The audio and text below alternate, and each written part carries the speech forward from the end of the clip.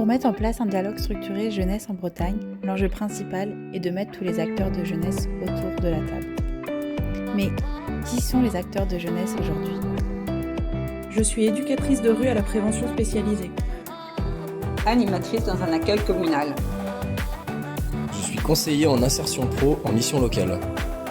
Monitrice éducatrice dans un centre social. Animatrice en résidence jeunes travailleurs. Je suis éducatrice spécialisée dans un PAEJ. Je suis éducateur sportif dans un IME. Je suis conseiller principal d'éducation dans un lycée. La région Bretagne et ses partenaires du plan breton de mobilisation pour les jeunesses vous présentent les cafés coop jeunesse. Venez à la rencontre des acteurs jeunesse des territoires, une fois par mois, le vendredi, après la pause déjeuner. Bienvenue! Bonjour à toutes et à tous, bienvenue pour ce nouveau café coop pour cet après-midi. Alors on est dans un nouveau lieu mais toujours la même formule. Donc petit rappel, de bien penser à éteindre vos micros et caméras pour que tout se déroule au mieux, et aussi car les vidéos sont rediffusées après sur YouTube, donc si vous voulez éviter d'avoir vos visages sur la chaîne YouTube du plan breton de mobilisation, on vous remercie de bien éteindre micro et caméra. Aujourd'hui, on accueille les tiers-lieux jeunesse, c'est pour ça que je suis accompagnée. Et du coup, je vais commencer direct par présenter à qui on est aujourd'hui. Du coup, Olympia Roumier, qui est chargée d'animation et d'accompagnement au sein de Bretagne tiers-lieux. Zakaria Hamdani, qui est coordinateur du Parallèle. Et Mona Machtraïsi, oula, je ne sais pas du tout bien. Coordinatrice du 4 bis IJ à Rennes, membre du CA de Bretagne tiers-lieu et ancienne coordinatrice du Parallèle. On explique pour pouvoir s'il y a des échanges sur le Parallèle. Et je vous propose de commencer tout de suite et de me retourner vers toi, Olympia. Qu'est-ce qu'un tiers-lieu ? C'est la grande question à 1000 euros. Très souvent posée, à 1000 euros. Parce que volontairement aussi, il y a quand même une non-définition de l'écosystème dans sa globalité, parce que c'était une volonté aussi, vu qu'on est sur des lieux d'expérimentation, d'innovation permanente, de ne pas se remettre dans des cadres juridiques, administratifs, etc. Donc c'est vrai qu'il n'y a pas de définition à proprement parler aujourd'hui du tiers-lieu, mais il y a beaucoup de choses qui les rassemblent quand même. Aujourd'hui, il y a à peu près plus de 4000 tiers-lieux en France, on va dire, autour de 200 en Bretagne, autodéclarés. Et ils sont tous différents. Ils ont des activités différentes. Ça va de la culture à la jeunesse, à la santé, à la fabrication, etc. Et c'est vrai qu'il y a quand même des choses qui les raccrochent les uns aux autres. Et c'est ce qu'on a fait aussi au sein de Bretagne Tiers-Lieux. C'est plutôt d'aller sur les valeurs. C'est là que tous les tiers-lieux se retrouvent. Il y a plusieurs valeurs. Il y a l'ancrage territorial. Un tiers-lieu, il est surtout ancré sur un territoire. Il n'arrive pas ici par hasard, c'est parce qu'il y a des besoins, des envies, etc. Et aussi parce qu'il y a un collectif de citoyens qui s'est monté, ou en tout cas une envie avec la collectivité, etc., qui ont travaillé main dans la main avec d'autres acteurs du territoire. Mais en tout cas, il y a un réel travail collectif autour du projet. Et c'est important de le souligner parce que qui dit collectif dit différentes compétences, différentes envies, différentes mentalités, etc. Et donc une envie de faire retrouver plusieurs personnes autour d'un même projet. Et c'est là qu'on retrouve le point central des tiers-lieux, c'est le fait qu'il y ait une hybridation des activités, en fait. Il y a plein d'activités dans un même lieu. Et c'est ça qui va faire que ça devient un tiers-lieu. Parce qu'il va y avoir de la restauration, de la culture, une médiathèque, une crèche, pourquoi pas un atelier de fabrication, etc. Et toutes ces activités différentes vont faire qu'il y a plusieurs publics concernés. Et peut-être des beaux échanges sur le territoire, des rencontres et des personnes qui ne se seraient pas forcément retrouvées dans un même lieu par ailleurs dans les autres sphères de la société. Voilà un peu de manière définitive.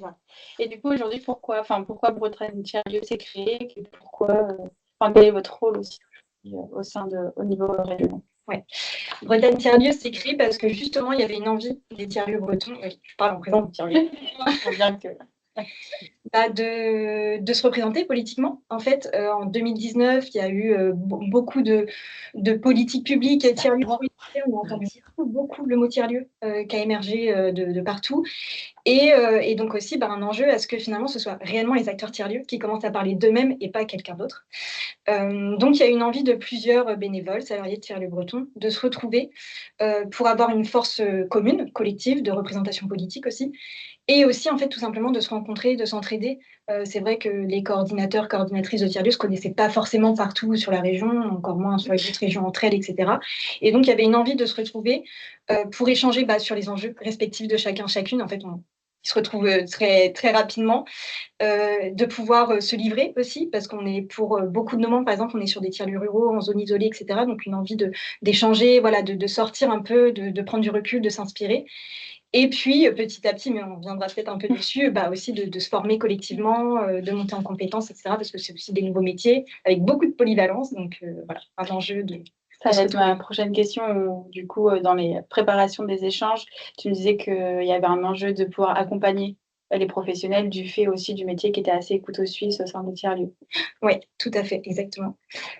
Est-ce que tu peux nous en dire plus C'est vrai que le réseau, il s'est d'abord constitué parce qu'au début, il n'y avait pas de salariés à Bretagne Tiers-Lieux, c'était vraiment un réseau 100% bénévole. On a bientôt 4 ans. Mardi, on a 4 ans.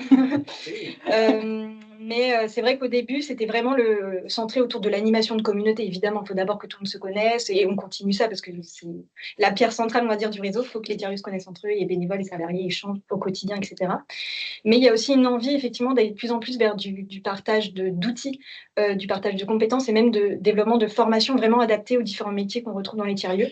Et donc, c'est là-dessus qu'on s'oriente aussi au sein de Bretagne Tiers-Lieux. De fait, dans notre feuille de route, on développe de plus en plus de formations, d'accompagnement même plus individualisé. On ne peut pas encore le faire pour tout le monde, malheureusement, mais à travers différents financements, etc., on essaye au maximum de développer ça.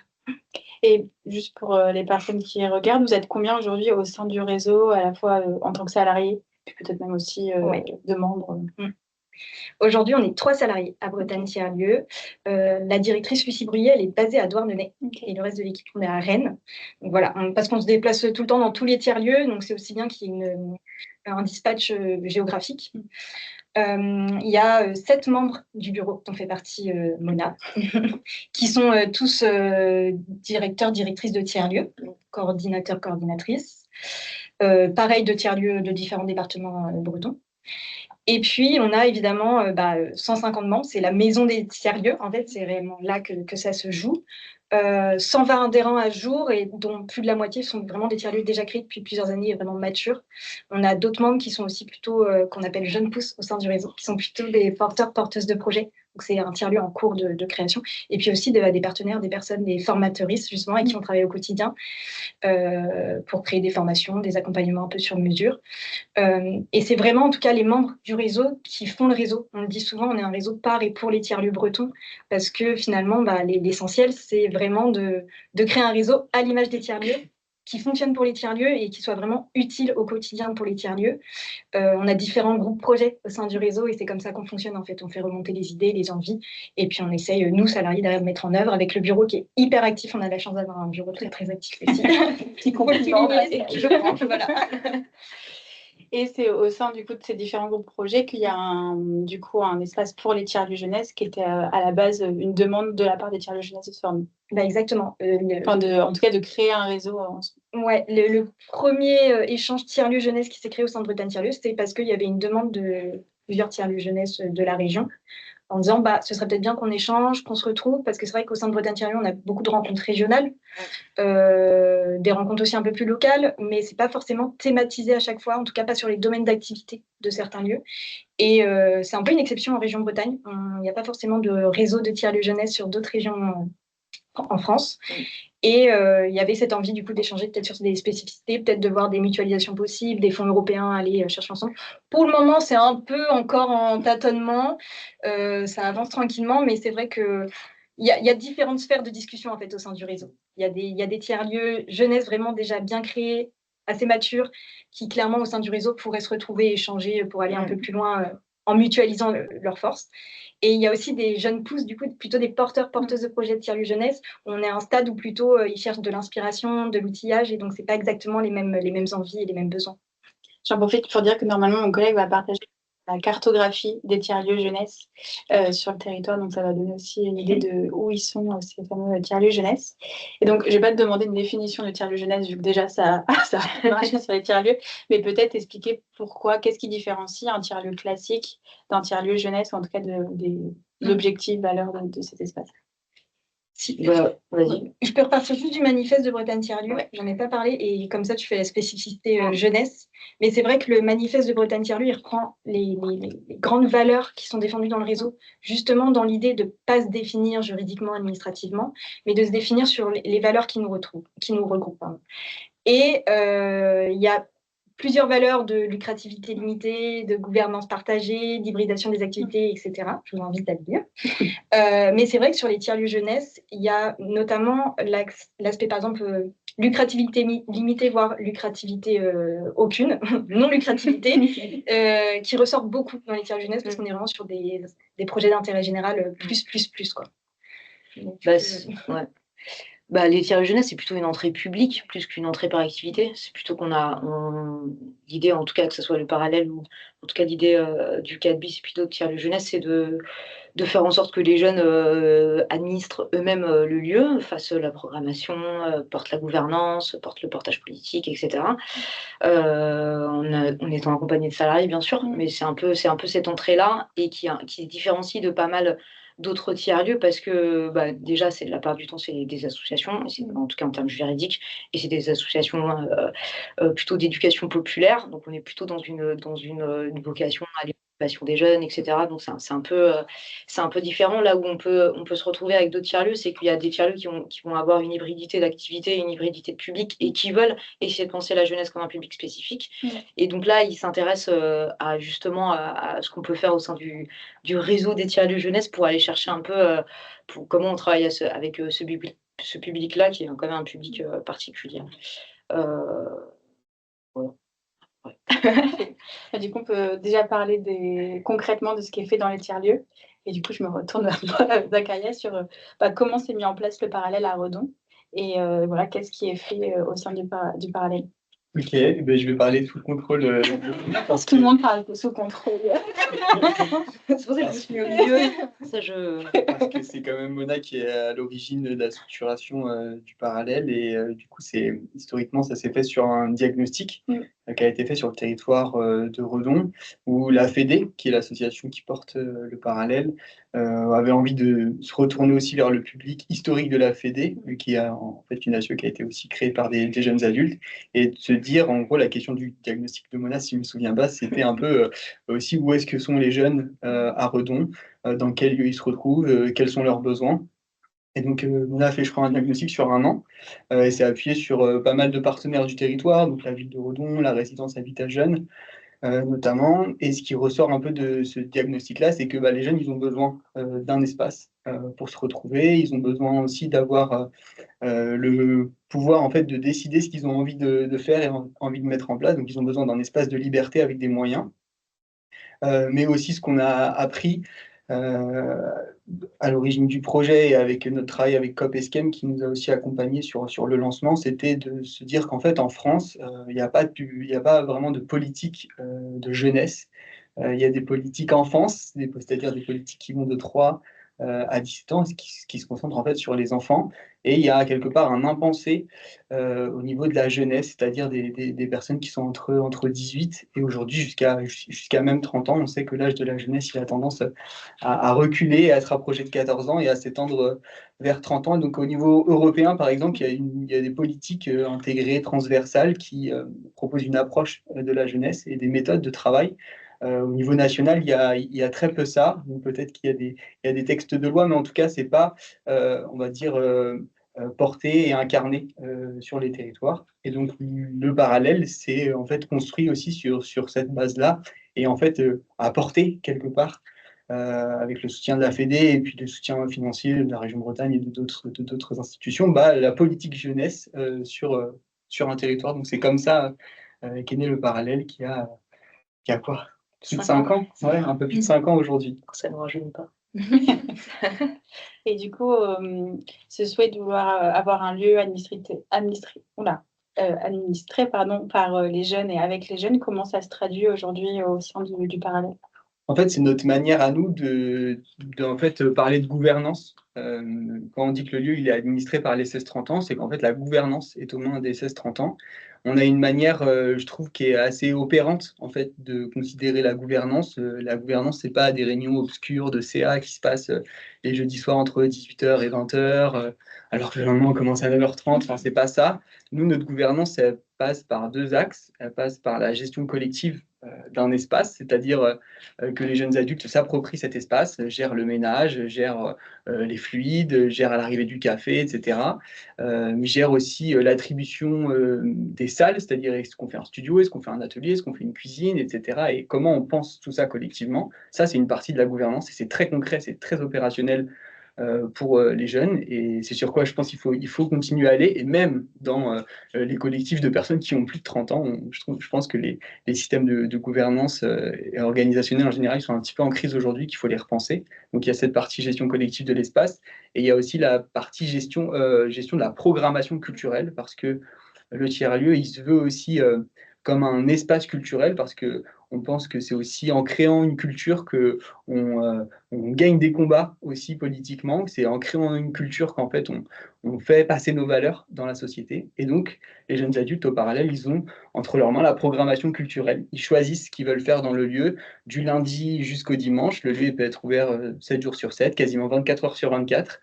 Et c'est une programmation qui est ouverte à tout le monde sur le territoire. Par exemple, quand on fait des scènes ouvertes de manière mensuelle, c'est des scènes ouvertes qui sont organisées par les 16-30 ans, mais il y a des enfants de moins de 16 ans qui sont présents, il y a des familles, des parents, des grands-parents qui sont là et qui partagent tous ensemble cette culture-là. Okay. Et du coup, sur les actions que vous portez, est-ce que tu peux développer un petit peu plus sur les différentes actions que vous pouvez porter en parallèle de cette gouvernance? Donc, le tiers-lieu est structuré en 4 domaines d'activité. Le premier, c'est l'hôtel à projet, ce qui permet à tout à chacun de venir et d'occuper le studio, l'atelier, la cuisine, et de proposer tout un tas d'initiatives autour de ces espaces-là. C'est du coup la programmation culturelle, avec plusieurs ateliers qui se passent par semaine, plusieurs offres qui sont à destination du coup des citoyens et des citoyennes redonnais. Dans l'hôtel à projet, ce qu'on sait aujourd'hui, c'est qu'il y a beaucoup de personnes qui arrivent sans projet. C'est un peu une utopie de se dire que les gens, ils arrivent et ils veulent faire un ciné-débat, ils veulent faire une expo, ils ont déjà les photos, ils ont déjà tout. C'est pas vrai partout, ça. Et donc, on a un peu théorisé ce qu'on appelle les ateliers du non-faire, c'est-à-dire accepter en fait une certaine forme d'errance de la part des jeunes. Et en fait, ça, c'est le meilleur moyen qu'on a trouvé aussi de les mobiliser, de les fidéliser, et au-delà de ça, de les considérer aussi vraiment en tant qu'humain à humain, et d'avoir cette relation de confiance qui va se créer avec eux, et quelque part, en fait, de ne pas les instrumentaliser comme des personnes qui vont faire un peu vivre notre lieu un peu à notre place, quoi. Donc, il y a cette dimension du non-faire qui nous permet de ensuite mobiliser les gens vers un deuxième domaine d'activité qui sont les parcours d'accompagnement. La différence majeure, c'est que sur les parcours d'accompagnement, et notamment notre parcours historique, le labo, qui est un parcours artistique et culturel, là, les personnes, elles vont voir un professionnel qui est identifié au préalable. Elles vont faire des activités qui sont thématisées aussi à l'avance. Donc, en ce moment, on fait un labo sur le corps et la voix. Donc, les personnes, elles savent qu'elles s'inscrivent pendant 2 à 3 mois pour faire quelque chose autour du corps et de la voix. Et elles savent aussi quand est-ce que sont les activités. Est-ce que c'est tous les mardis, tous les samedis, de telle heure à telle heure, là où dans l'hôtel à projet, c'est beaucoup plus flou et volontairement plus informel. L'idée, c'est d'avoir plusieurs portes d'entrée pour toucher un maximum de personnes, et notamment les personnes qui sont les plus isolées, qui ont le plus de mal avec le collectif. D'avoir différentes portes d'entrée, ça permet de garantir de maximiser les différentes typologies de personnes qu'on va toucher. On a d'autres parcours d'accompagnement qui est par exemple le parcours d'accompagnement sur la formation socio-professionnelle, et notamment grâce au financement de la région sur le programme Définov, on travaille en consortium avec un OF, et du coup nous on met à disposition les espaces du lieu et les méthodes, les compétences des pros pour venir alimenter la formation.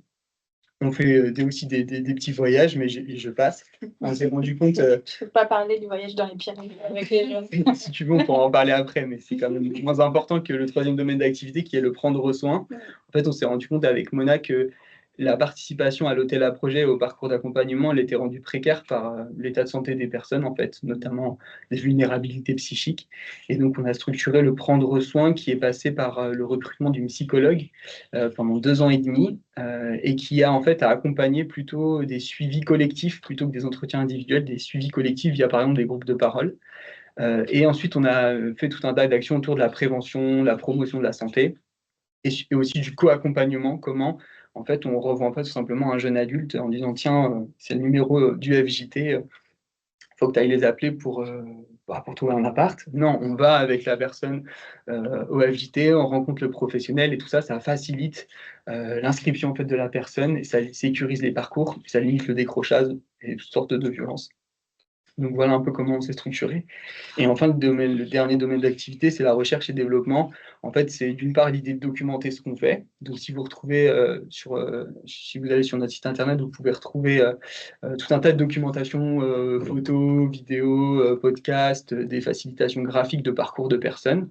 Et ça, c'est des choses qu'on va aussi déplacer et déployer dans d'autres endroits. Donc, on est par exemple souvent sollicité pour faire des interventions, pour animer, pour faire du conseil, par exemple. Et donc, voilà, c'est là où on capitalise un peu sur ce qu'on a créé et on accompagne d'autres tiers-lieux ou d'autres structures à la prise en compte de ces enjeux-là. Et depuis quelques temps, on fait aussi de la formation. Là, pas à destination des jeunes, mais de la formation à destination des professionnels, notamment une formation sur le prendre soin. Et donc, on a fini là, les 4 journées de formation. Et donc, on a à peu près formé plus d'une trentaine de salariés du 35 sur les questions jeunesse. Et donc, voilà un peu comment on structure notre dernier domaine d'activité. Et du coup, après ces 5 premières années d'activité, qu'est-ce que vous avez quelles conclusions vous en tirez de ces premières années Je te laisse, Ah ouais, je te laisse commencer un petit peu et avoir ton retour et puis je comprends. Comment tu... Hop. Non, en termes d'apprentissage, je pense que les plus grands apprentissages qu'on a eus, en tout cas au début du parallèle, c'est qu'en effet, les gens, ils n'ont pas de projet quand ils arrivent. Ça, c'est quand même ce que disait un petit peu Zacharia, c'était que aussi, ça nous a un peu décentré sur notre culture professionnelle, c'est-à-dire qu'on a une tendance un peu dans notre culture pro à mettre toujours les gens en projet, d'avoir une certaine injonction à dire qu'il faut rentrer dans l'insertion professionnelle, il faut que tu trouves un truc, quoi, un peu, quoi. Et au fait, en termes de mobilisation, en termes d'accueil des publics les plus éloignés, les plus vulnérables, cette injonction-là, en fait, c'était un frein énorme et c'était pour ça aussi que je pense que pas mal de structures jeunesse ne touchent pas à ce qu'on appelle un peu les NEETs ou les invisibles en fonction des textes de loi, mais parce qu'au fait, ils ne s'adaptent pas à la réalité. Et donc ça, je pense que c'est une conclusion quand même qui nous a permis de aussi changer notre discours aussi par rapport à comment on parlait du lieu. Je pense en termes c'est pas vraiment une conclusion, mais je dirais plutôt en termes d'apprentissage, je pense qu'un des trucs qui a le plus choqué les gens quand j'ai ouvert le parallèle, c'était le cadre de liberté assez grand qu'on avait par rapport à d'autres espaces jeunesse ou même d'autres types de tiers-lieux, quoi. Nous, on laisse les clés aux jeunes, ils peuvent ouvrir le lieu, ils peuvent le fermer, ils peuvent créer des événements quand on n'est pas là, ils font des repas de Noël le 24 décembre et on n'est pas là. Et ça, c'est... En fait, quand on crée des espaces de liberté comme ça, les risques, le bénéfice est quand même largement supérieur aux risques. Et que finalement, quand on mesure les risques, les réels, hein, finalement, ils sont quand même assez pauvres par rapport aux bénéfices que ça peut permettre. Et ça, c'est un truc que j'ai défendu dès le départ et qui a été très complexe à porter politiquement, mais ça fait partie de la conclusion, en tout cas des premières expérimentations, c'est que ça permet de toucher des personnes très éloignées, ça permet de donner des espaces à des gens qui n'en ont pas, parce que d'avoir des espaces où on peut rien faire, c'est pas un luxe qu'on a tous. Et en fait, il y en a plein. Nous tous, je pense ici, on a le luxe d'aller chez nous et d'aller dans un canapé et on est bien. Il y a des gens, ils n'ont pas ce luxe-là. Et au fait, c'est ça aussi un peu le continuum du service public, c'est de se dire, en fait, nous, on peut offrir ces espaces-là. Et c'est important de le penser. Comme nous, ça nous régénère, en fait, là, ça peut régénérer d'autres, quoi. Et je pense que le dernier apprentissage qu'on a eu, c'est qui est assez alertant, je pense que, et ce qui nous a... En tout cas, moi, qui m'a beaucoup marqué quand on a ouvert le lieu, c'est la fragilité psychique des personnes qu'on accompagne et du coup la réalité la réalité de la santé mentale des jeunes est particulièrement inquiétante et surtout sur le territoire de Redon où il y a quand même un déficit des services publics qui est assez énorme. Il y a des vraies problématiques d'accès aux soins, etc. et qui en amène presque à une défiance du soin, et ce qu'on peut entendre d'ailleurs, vu la violence dans laquelle ça met. Et donc, ce qui, en tout cas en termes d'apprentissage, c'est aussi comment on peut repenser la question du prendre soin à l'échelle d'un lieu, à une échelle un peu communautaire aussi. Voilà. Et du coup, je dirais à une échelle aussi de territoire, parce que ce qu'on a appris, moi, ce qui me frappe avec le recul, c'est qu'en fait, il y avait beaucoup plus de défiance vis-à-vis des partenaires, on va dire, socioculturels, sur le fait qu'on travaille sur les questions de santé. Il y avait beaucoup de défiance. Ouais. Et en fait, parce que du coup, on a eu un consortium pendant quelques années avec l'hôpital de Redon, et aujourd'hui, on est toujours en convention du coup, depuis quelques temps avec eux sur d'autres projets. Et en fait, le monde hospitalier, en fait, il est beaucoup moins réfractaire au fait que des associations d'éducation populaire ou que des acteurs tiers travaillent sur les questions de santé, parce qu'en fait, dans le champ, par exemple, de la psychiatrie ou de la psychologie, c'est des choses dont on a hérité. Il y a des travaux qui ont été faits sur ces questions-là. Et par exemple, les psychiatres à l'hôpital, pour eux, c'est une évidence qu'on soit un acteur du prendre soin sur le territoire, là où parfois nos partenaires socioculturels, y compris nos associations, elles ont peur d'aller sur ce champ-là en disant attention, on n'est pas expert, c'est pas notre domaine, on n'est pas des soignants, on fait pas soin. Ouais. Et moi, ce qui me frappe, c'est que du coup, en rencontrant ces psychiatres-là sur le territoire, en fait, les psychiatres, ils nous disent en fait, vous faites soin, en fait, parce que vous avez un accueil quotidien des personnes. Nous, les personnes, on les voit au mieux une fois par mois, une fois tous les 2-3 mois. Et vous les voyez au quotidien, vous les accueillez, vous connaissez leur état de santé au quotidien, et vous êtes une véritable ressource pour ces personnes-là.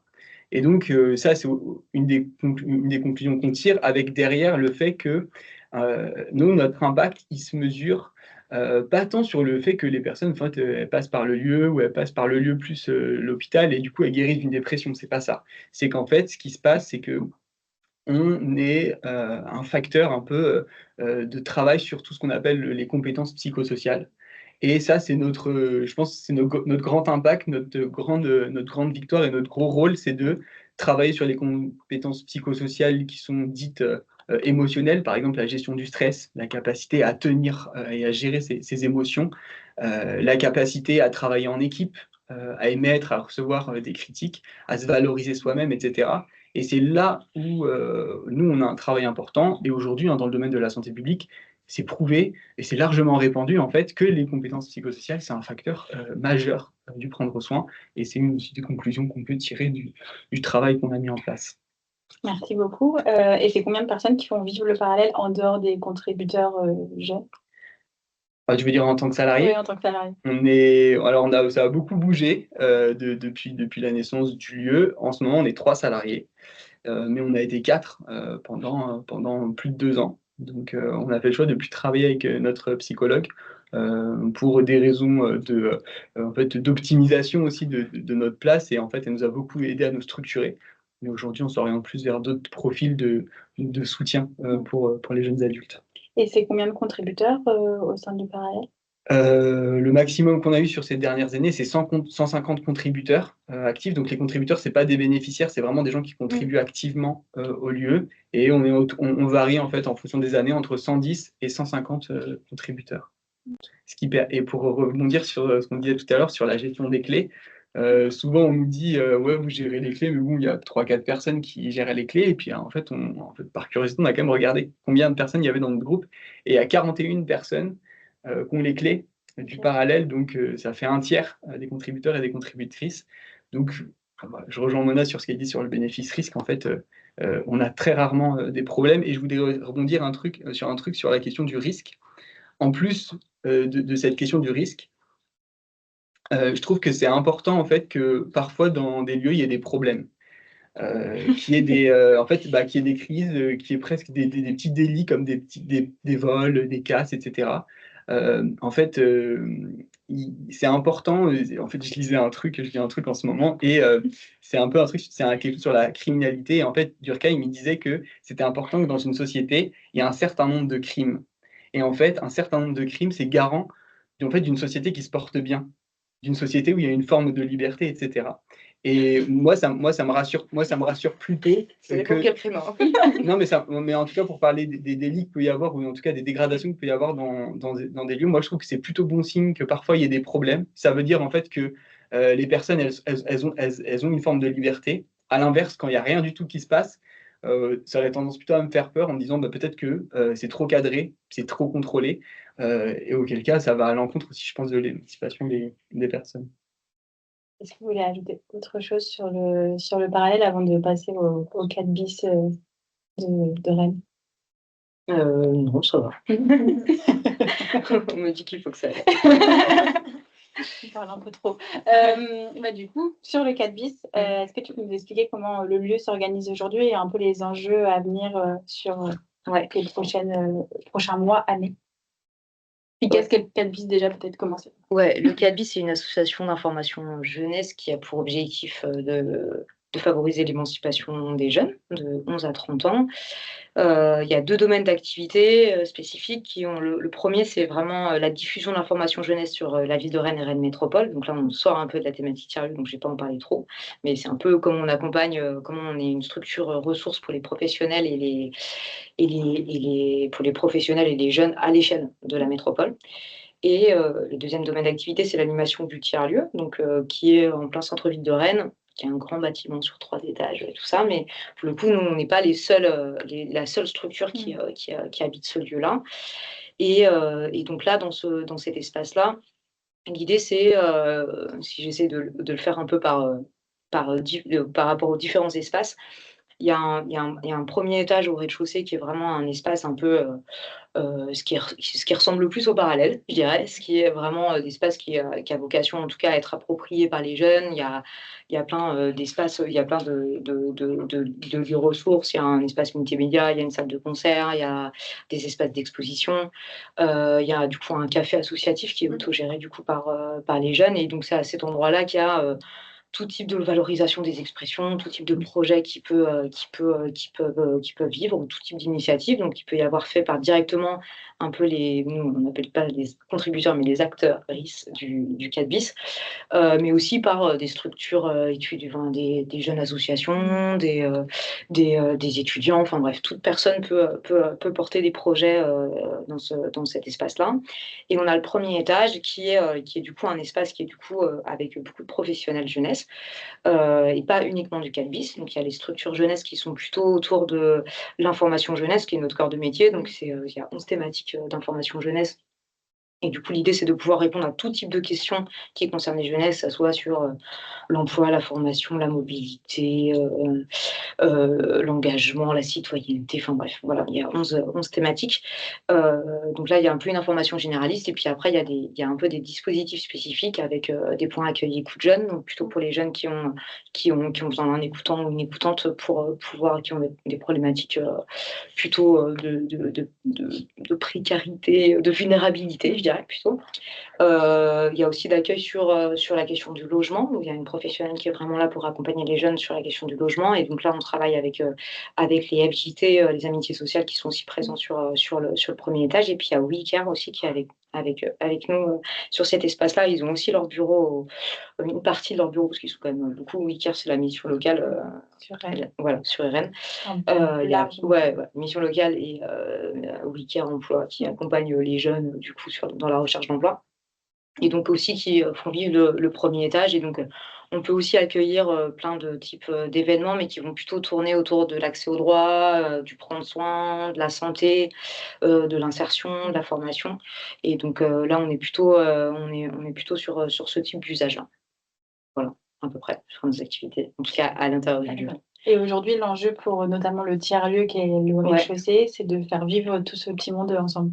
C'est ça. C'est nos premiers échanges. Puis depuis notre premier échange, ça a bien évolué, c'est chouette, ça avance vachement bien, et puis dans le bon sens. L'idée, au moment de nos premiers échanges, moi je suis arrivée sur mon poste début mars, et en fait on essaye d'agrandir cet espace de liberté pour faire en sorte qu'il soit moins bloquant, qu'il permette plus d'initiatives.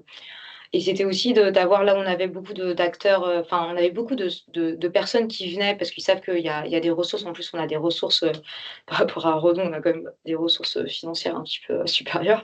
Enfin, dans le sens où on donne la possibilité d'avoir des bourses pour faire tes projets. On gère des financements. Les jeunes, ils peuvent venir, ils peuvent avoir de l'argent pour faire des clips, un voyage, une activité solidaire, etc. Donc, en fait, on accueille aussi tout type d'initiatives, mais on a des ressources pour pouvoir faire en sorte de la faire vivre.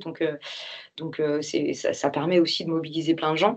Mais du coup, il n'y avait pas encore un grand cœur un groupe de personnes qui faisait vraiment vivre le lieu, un peu comme ce qu'on peut faire au parallèle sur la question un peu de la gouvernance par l'action, la gouvernance par la programmation. Et donc là, on a une trentaine de jeunes qui font vivre aujourd'hui cet espace-là, qui ont pensé son réaménagement et comment aussi on gère le café associatif pour qu'il soit ouvert avec des amplitudes horaires plus grandes. On peut ouvrir le soir maintenant, les amplitudes horaires ont vachement augmenté. Donc ça, c'est super chouette. Et puis l'enjeu, je pense que là où je pense qu'il y a toujours un enjeu de mobiliser. Puis on va arriver, c'est des enjeux qui sont un peu permanents parce qu'on est sur des années scolaires souvent et qu'en septembre, on doit un peu repartir un peu à zéro. On monte un peu des projets aussi pour essayer de multiplier ces portes d'entrée pour faire vivre aussi cet espace-là et pour aller chercher des personnes qui sont un peu éloignées potentiellement. Et l'enjeu un peu aussi, c'est comment on arrive à faire plus de liens entre le rez-de-chaussée et le premier étage, c'est-à-dire entre un peu ce qu'on peut appeler les ateliers du non-faire, l'appropriation un peu culturelle, citoyenne du lieu, avec aussi comment ces personnes-là, en termes de parcours, on peut arriver à faire en sorte qu'ils puissent aussi bénéficier du PAEJ, d'un accompagnement sur le logement, sur des questions d'information, qui peuvent être accompagnés par WeCare et leurs dispositifs qu'ils peuvent avoir. Et un peu pour faire en sorte de faciliter ces liens-là, là aujourd'hui, il y a quand même une grande encore différence entre ces deux étages-là, mais du coup, on y travaille avec beaucoup d'aplomb. Donc, ça devrait porter ses fruits prochainement, j'espère. Et que voilà, qu'il y ait moins un peu l'ambiance, enfin, comment dire, qu'on soit plus dans une entrée par usage que par structure, et plus par voilà, que ça soit moins voilà, que ce soit plus tiers-lieu, quoi.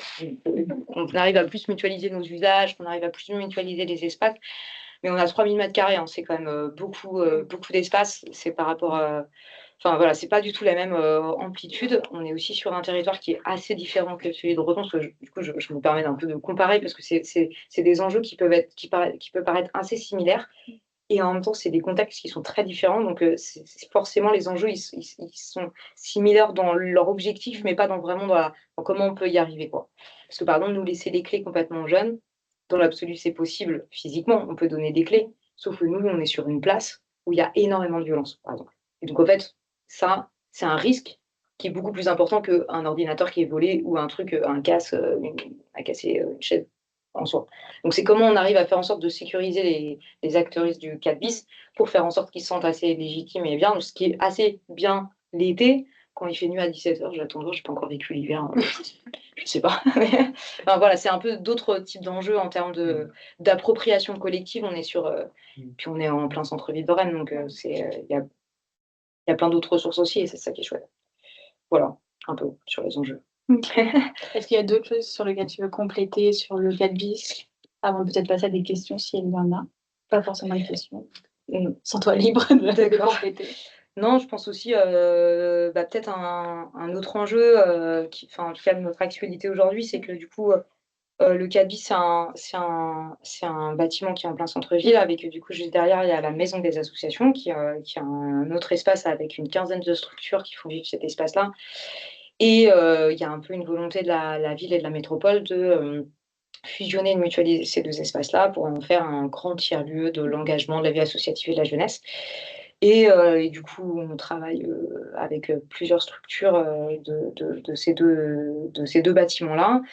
Le terrain de jeu est absolument incroyable, hein. Il y a deux salles de spectacle, il y a une salle de danse, une salle de musique, il y a un Fab Lab, il y a je ne sais pas combien de pièces possibles à approprier. Ça donne très très envie. Mais c'est comment on arrive à faire vivre ça concrètement avec 15 structures qui ont des cultures professionnelles complètement différentes, là où déjà parfois c'est complexe au sein de notre propre espace, c'est de comprendre nos cultures professionnelles, de savoir où est-ce qu'on veut aller avec des objectifs différents, et en même temps d'essayer de faciliter son ouverture. Voilà, donc c'est un peu notre enjeu aussi actuellement. Au-delà de l'enjeu, c'est vraiment notre actualité brûlante un peu. On fait l'inauguration de ce lieu-là le 9 juillet avec Madame la maire présidente. Et au fait, du coup, moi, en tant que directrice du 4 bis sur ce projet-là, l'idée, c'est comment on arrive à penser la jeunesse comme un public spécifique à l'intérieur de cet espace-là pour qu'ils se sentent légitimes. Moi, je reste persuadée que dans n'importe quel tiers-lieu, globalement, si on ne pense pas la jeunesse comme un public spécifique, la jeunesse n'y ira pas. Et ça, c'est le cas à plein d'endroits. Et c'est pour ça, d'ailleurs, qu'on vient nous voir en disant, en fait, comment vous faites pour toucher les jeunes? Et si on a accompagné plein de gens là-dessus, et si on nous appelle régulièrement sur ces questions-là, c'est que c'est un public spécifique. Et donc, c'est un peu l'enjeu aussi actuel de comment, dans ce grand futur tiers-lieu, on arrive à faire en sorte que la jeunesse s'y sente bien et puisse proposer des choses pour le territoire, quoi. Très bien. Peut-être du coup, pour conclure l'échange, c'est un peu la deuxième grande question à 1 000 €. Quels grands enjeux vous voyez pour les prochains mois, semaines, années sur vos structures? Peut-être commencer par Bretagne Tiers-Lieux de manière générale sur les tiers-lieux et les tiers-lieux jeunesse. Oui, surtout que c'est, autant dire, des grosses discussions qu'on a dans le réseau actuellement. Au vu évidemment du contexte politique, socio-économique très tendu actuellement, il y a évidemment l'enjeu de la pérennisation des tiers-lieux bretons, qui est très très présente, et d'autant plus les tiers-lieux jeunesse, parce que comme on est sur vraiment des tiers-lieux d'intérêt général très forts, qui ont très peu de ressources lucratives de vente avec des fonds propres sur place, etc. Il y a d'autant plus un enjeu de trouver d'autres sources de financement public pour les activités qui développent auprès des jeunes, et notamment de questions de santé mentale, etc.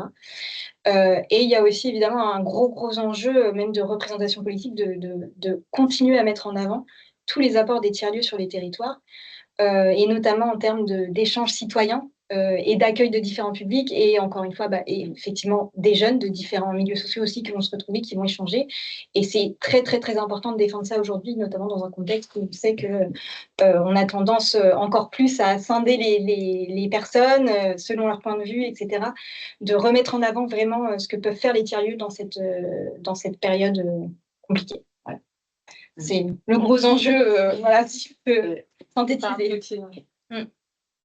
Je pense qu'on a tous un peu des enjeux similaires. En tout cas, sur les questions financières, c'est sûr que c'est un enjeu crucial. On a de plus en plus besoin de prouver pourquoi on existe, c'est quoi l'impact, voire même moins qu'à retomber, en tout cas presque avoir un contre-impact, comment expliquer, c'est-à-dire presque de mesurer le risque de ne pas être là. C'est-à-dire que, par exemple, les pompiers, par exemple, avaient fait cette enquête-là au niveau national.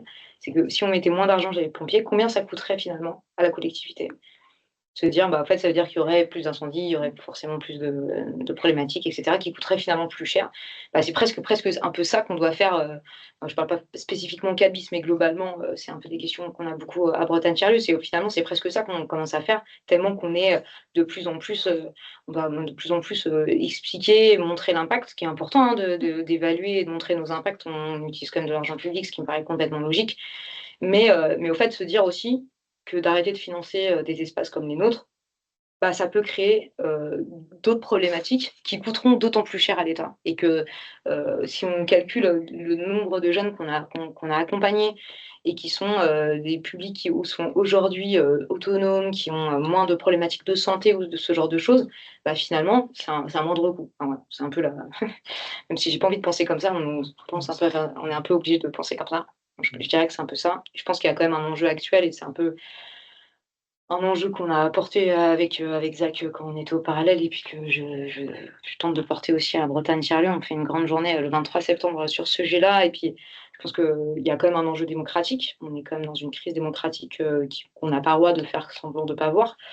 On vit quand même une période trouble où rien que de donner la possibilité de créer des espaces de lien, des espaces d'échange, des espaces de dialogue, c'est presque à contre-courant un peu, mais en même temps, c'est un enjeu aussi démocratique fort si on ne veut pas avoir trop une polarisation de la société, et aussi de demain, en fait, quelle place on peut jouer en tant que tiers-lieu sur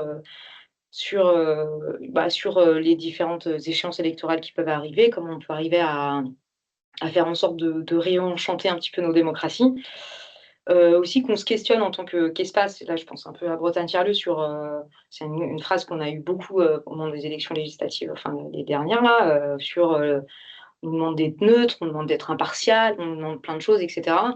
Moi je ne crois pas trop à la neutralité globalement, mais déjà rien que de proposer des espaces comme ça, des ateliers d'une offert, c'est pas neutre en fait. Et en fait c'est un choix politique de continuer à essayer de faire en sorte de faire cohabiter des personnes sur un territoire. Et c'est important de se positionner en tant que tiers-lieu et de se dire, en fait, potentiellement, on n'est pas neutre. OK, maintenant qu'on a pas dit ça, on n'est pas forcément partisan pour autant, mais que ça n'empêche pas que du coup, ça permet de se poser les vraies questions et du coup, de s'intéresser au débat démocratique et de faire en sorte de le faire vivre dans nos espaces. Je pense que c'est important de ne pas faire comme si on ne voyait pas ce qui se passait. Voilà. Et de ce point de vue-là, en fait, on se rend compte que les tiers-lieux, ils sont très innovants. Ils sont porteurs en fait d'une certaine puissance politique, parfois assez libertaire, etc. Et donc, ce qu'on fait aussi beaucoup avec le réseau, c'est qu'en fait, le réseau permet nous permet en fait de monter en compétences, de créer des dynamiques partenariales. Et par exemple, la formation qu'on a construite, on se forme via le réseau pour être des meilleurs formateurs.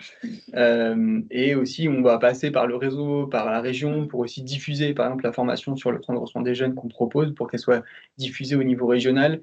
Et ça, c'est intéressant parce que, à la fois, si on revient sur la dimension économique, ça permet, tout en se concentrant quand même largement en priorité sur le financement public, ça nous permet de diversifier quand même un peu nos modèles économiques, mais surtout, ça permet aussi de nous valoriser par rapport aux compétences qu'on déploie et qui sont de base pas suffisamment valorisées. Et le réseau et notre travail permet d'avoir un peu aussi cette conclusion-là. Et bien sûr, je reprends tout ce qui a été dit. Et c'est tout le sujet de notre Assemblée générale mardi, d'ailleurs, c'est développer encore plus les sujets de coopération entre lieux, mais aussi entre acteurs de toute la région, voilà, avec différents acteurs socio-économiques, les hôpitaux, peu importe, mais de travailler en fait ensemble, ça peut créer des projets hyper pertinents sur les territoires et finalement aider aussi les cultures respectives.